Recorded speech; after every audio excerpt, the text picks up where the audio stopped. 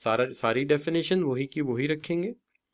Just one difference at an economic system in which resource are distributed through या allocated through demand and supply forces.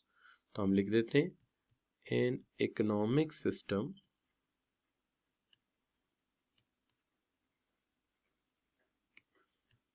in which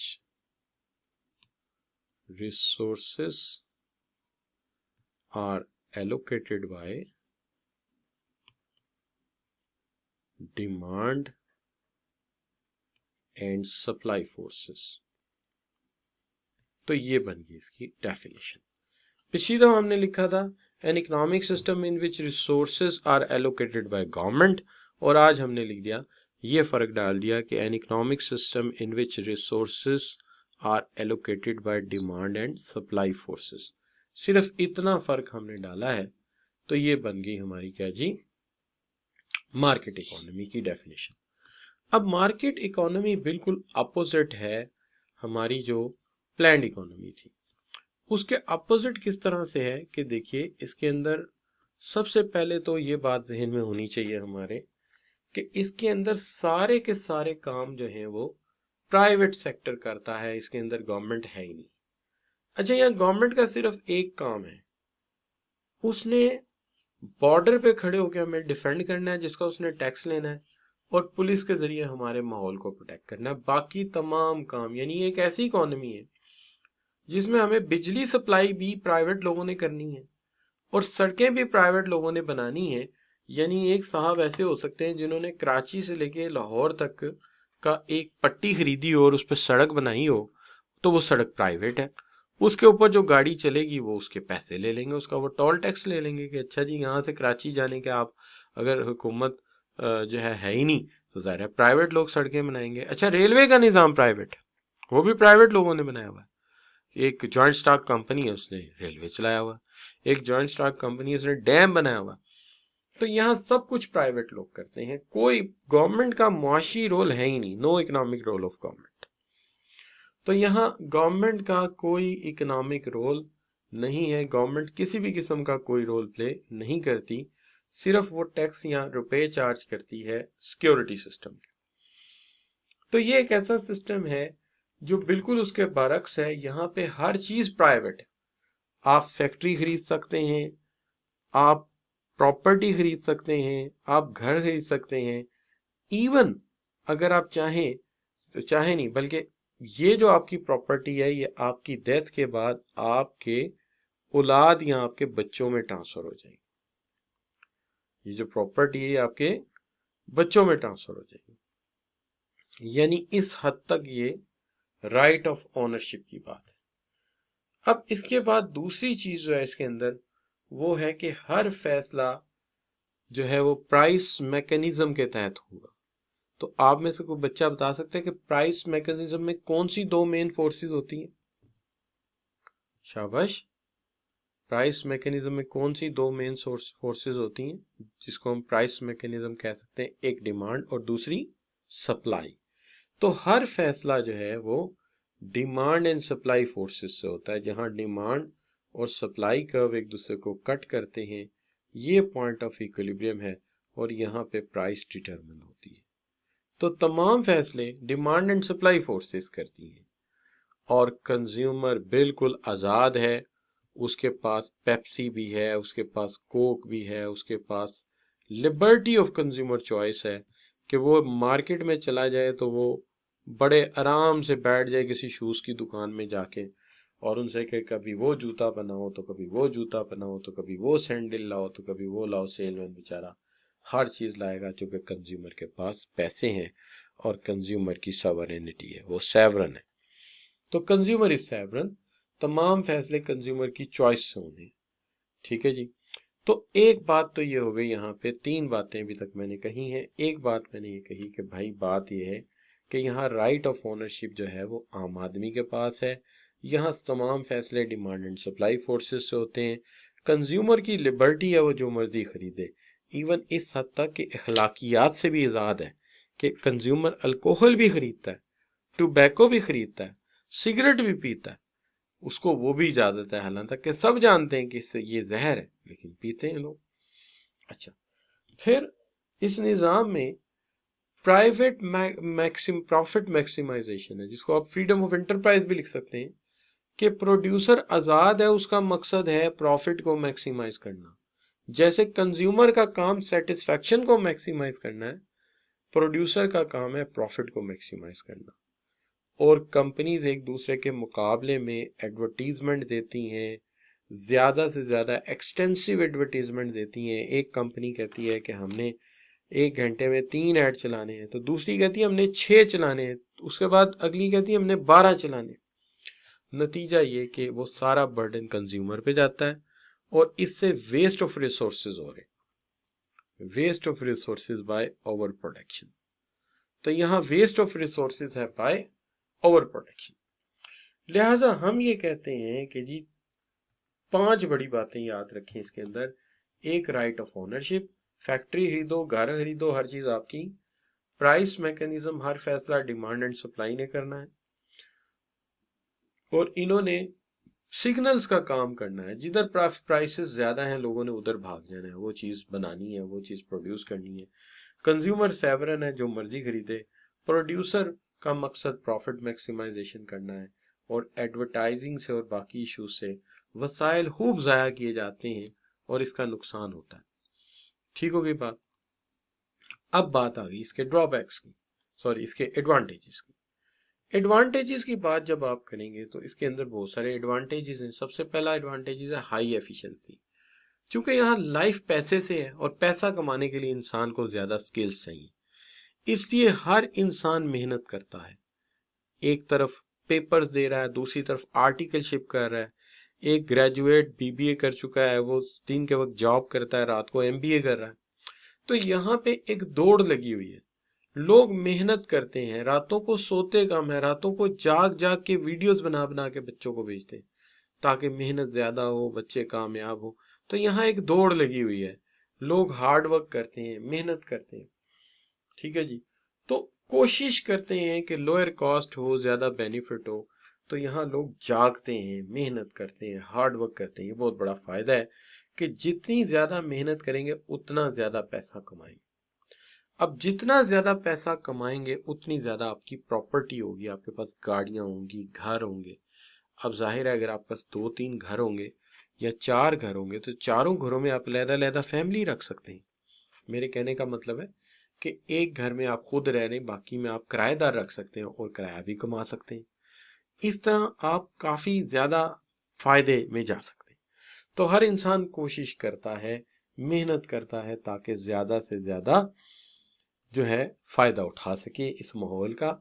फिर उसके बाद देखिए कि इसके अंदर इनोवेशन एंड क्रिएटिविटी है। कि एक आते हैं टोयोटा वाले, वो कहते हैं जी हम गाड़ी के अंदर ये सेफ्टी बैग ले आए हैं।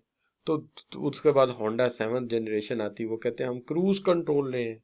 उसके बाद जनाब एक चाइना की गाड़ी आती है, वो कहते हैं हम विंड भी देंगे, ये भी देंगे 25 लाख में। यानी एक दौड़ लगी हुई है कि देखते हैं कि ज्यादा लेटेस्ट चीज कौन देता है। एक एसी वाला आता है, वो कहता है जी हमने इसके अंदर जो फॉयल चढ़ा दिया है, इसको जंग नहीं लगेगा और इसकी जनाब जो ब्रैकेट्स हैं वो बड़ी देर चलेंगी। दूसरा आता है कहता है हमने इन्वर्टर टेक्नोलॉजी ले आऊँ। तीसरा कहता है मैं इसको मोबाइल से कनेक्ट कर देता हूँ, तुम मोबाइल पे बैठे बैठे इसके आप बिल चेक कर सकते हो। और चौथा आता है, वो कहता है कि जनाब मैंने एसी में हीटर भी लगा दिया है। पांचवा आता है, कहता है मैंने एसी के अंदर एलईडी टीवी भी लगा दिया है, तुम छोटे कमरे में बस एसी लगाओ, टीवी भी देखो, एसी भी चलेगा। यानी कमाल है, इनोवेशन की इंतहा है। कोई आएगा वो कहेगा मैंने कुछ कुकिंग ओवन बनाया है, टाइमर लगा लो। कोई आएगा मैंने कुकिंग ओवन के अंदर एक सिस्टम ऐसा बनाया है, तुम सिर्फ इसके अंदर मुर्गी डाल दो, ज़िबा भी करेगा, पकाएगा भी और जनाब जो है वो सारा काम करेगा। तो इनोवेशन है, क्रिएटिविटी। और ये जो सारी चीजें हैं ये इंसान के लिए क्या है, इंसान के लिए ये मोटिवेशन है, मोटिव स्किल्स है। जितनी खसूसियात पैदा करोगे, जितना नॉलेज लोगे, उतने पैसे ज्यादा मिलेंगे, उतना तुम्हें रिवार्ड ज्यादा मिलेगा।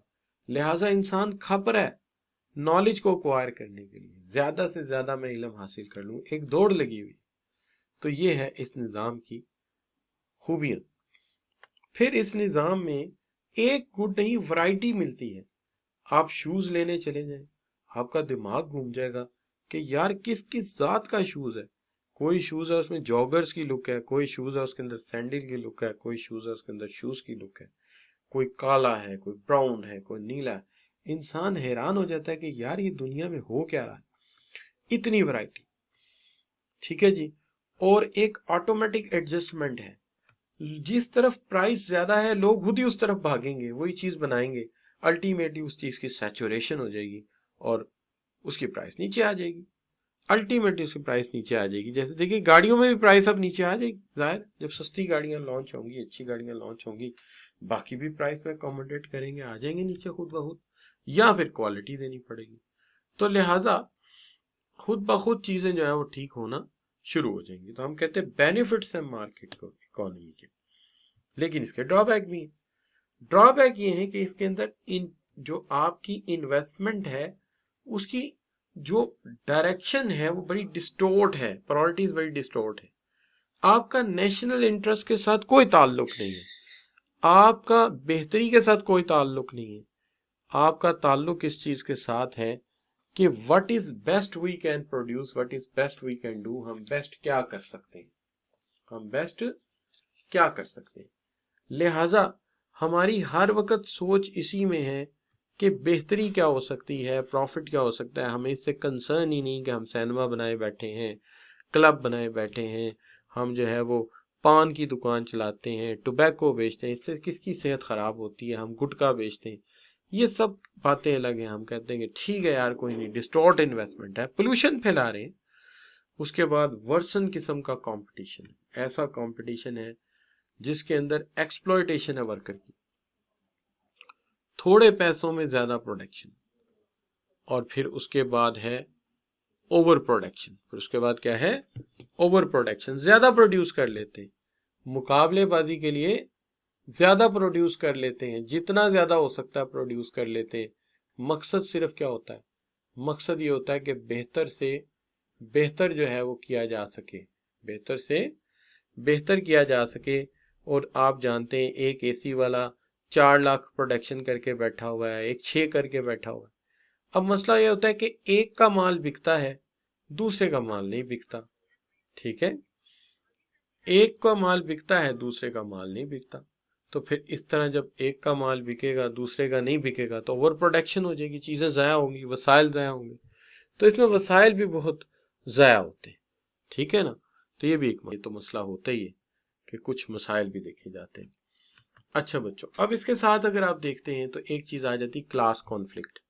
यहाँ अमीर और गरीब की एक दौड़ लगी हुई है, यहाँ अमीर और गरीब की एक दौड़ लगी हुई है। अमीर अमीर तर होना चाहता है, गरीब गरीब तर होना चाहता है। लो बच्चों मैं जरा पैसे है कि अगर आप सोचें तो आप हैरान हो जाएं। जब हम एग्रीकल्चर में जाते हैं तो जिम्मेदार और मजारे हैं, यानी टेनेंट्स एंड लैंडलॉर्ड, एक बहुत बड़ा कॉन्फ्लिक्ट है, टेनेंट्स एंड लैंडलॉर्ड। और जब हम आते हैं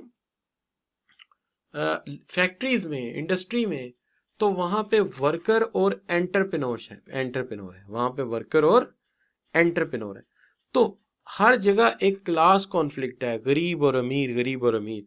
और फिर सबसे बड़ी बात, हम कारोबार करना चाहते हैं, हम उसके हवाले से सोचते ही नहीं कि हम माहौलियाती आलूदगी को बढ़ा रहे हैं, हम कितना पानी रोजाना वेस्ट कर देते हैं, और हम जो है वो किस कदर ज्यादा नुकसान कर रहे हैं कुदरती माहौल का, और डिग्रेडेशन हो रही है इन्वायरमेंट की, लोग सफर कर रहे हैं बीमारियों से। तो ये बहुत बड़ा नुकसान है इस निज़ाम का। तो ये बच्चों जो है इसमें नुकसानात काफ़ी ज़्यादा हैं। तो दूसरा पॉइंट जो है वो ये नहीं रखता, वर्कर ज़्यादा बार्गेनिंग पावर नहीं रखता, चूंकि वो बेचारा गरीब है। तो सबसे ज़्यादा हम देखें, आप जब भी बार्गेन करेंगे, आप ईंट का रेट कम नहीं करवा सकते, सीमेंट का कम नहीं करा सकते, लकड़ी का नहीं करवा सकते। आप जो भी रेट कम करवाएंगे वो लेबर का करवाएंगे। लिहाजा लेबर यहाँ बहुत एक्सप्लॉइट होती है, बहुत ज्यादा एक्सप्लॉइट होती है। यानी जहां भी पैसे मरते हैं वो मजदूर के मरते हैं, क्योंकि मजदूर के पास जो है ना वो बार्गेनिंग पावर नहीं है। इसलिए हम उसका एक्सप्लॉइटेशन का मतलब इख्तिसाल, तो हम उसका इख्तिसाल होता है इस निज़ाम में कि सबसे बार्गेनिंग पावर कम है उसकी, लिहाजा उसको हम कम देते हैं। ठीक हो गया बच्चों? सबाहत हाशमी जी बेटा, क्लियर है सेकंड पॉइंट? जी ठीक हो गया जी, ठीक हो गया। तो ये है बच्चों हमारा जो है मार्केट इकोनॉमी। तो इसके अंदर हम इतनी ही बात करेंगे। सैयद कामरान इकबाल, बच्चे सवाल करो, ऑप्शन है वो देखिए कि what do you understand by, एक मिनट दोबारा ले आता हूं मैं, असल में पेन में वो मसला था। What do you understand by concept of consumer sovereignty. Consumer sovereignty का मतलब क्या है, कंज्यूमर सॉवरेन होने का मतलब क्या है? कंज्यूमर सॉवरेन होने का मतलब ये है कि consumer has choices, consumer is free to buy anything, जो वो चाहे वो खरीद सकता है, and variety of goods are available, so consumer have complete liberty to buy, this is what the consumer sovereignty. इसके ऊपर एक सवाल भी आया पिछले दिनों पेपर में, जब बड़ा पसंद आया कि मोबाइल बेशुमार है और कंज्यूमर मोबाइल जो है उसका आज टेस्ट है, तो नीचे लिस्ट दी हुई थी, उसमें एक था कंज्यूमर सॉवरेनिटी के। कंज्यूमर सॉवरेनिटी का ज़माना है तो कंज्यूमर मोबाइल पसंद करता है, उससे मोबाइल चूज कर रहा है। अच्छा, इसका briefly describe the demerits of free market economy, तो डीमेरिट्स एक्सप्लेन करने हैं। ठीक है जी, तो ये पुराना पेपर है, यहाँ सवाल थोड़े से नंबर ज्यादा हैं, लेकिन अब वो इतने नंबर हमें नहीं देता इन सवालों के। Explain how price system works, allocate resources in an economy. Explain के कौन सा ऐसा निज़ाम है जहां सारे का सारा काम प्राइस सिस्टम से चलता है। तो प्राइस सिस्टम में क्या लिखेंगे आप? प्राइस सिस्टम में आप लिखेंगे features of market mechanism, feature of market mechanism के, मार्केट मैकेनिज्म के फीचर लिखेंगे, या मार्केट इकोनॉमी के फीचर लिखेंगे। किसके फीचर लिखेंगे? मार्केट इकोनॉमी के फीचर लिखेंगे। और वो फीचर कौन से वाले हैं?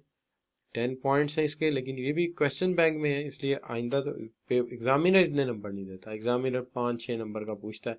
तो आप राइट ऑफ ओनरशिप लिखेंगे, आप जो है प्राइस मैकेनिज्म लिखेंगे, कंज्यूमर सॉवरेनिटी लिखेंगे, आप प्रॉफिट मैक्सिमाइजेशन लिखेंगे, और competition and waste of resources लिख देंगे। तो ये आप इसके अंदर लिखेंगे मार्केट मैकेनिज्म के हवाले से। और जो आखिरी सवाल है,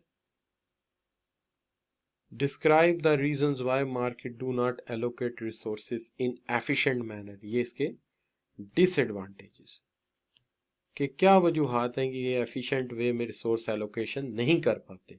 तो जहां बुराई की बात हो आपने फौरन डिसएडवांटेजेस की तरफ जाना है, जहां अच्छाई की बात हो वहां आपने एडवांटेजेस की तरफ जाना है। तो यहाँ देखिए, do not allocate resources in an efficient way, ये बुराई है, डिसएडवांटेज। अच्छाई होती तो एडवांटेज की तरफ।